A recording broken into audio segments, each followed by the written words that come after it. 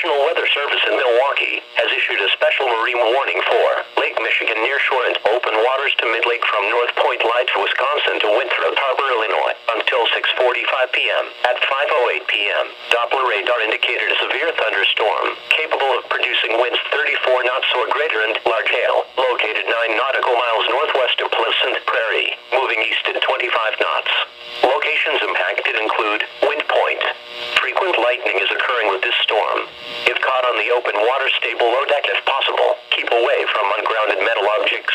A severe thunderstorm watch remains in effect until 11 p.m. Monday afternoon 4.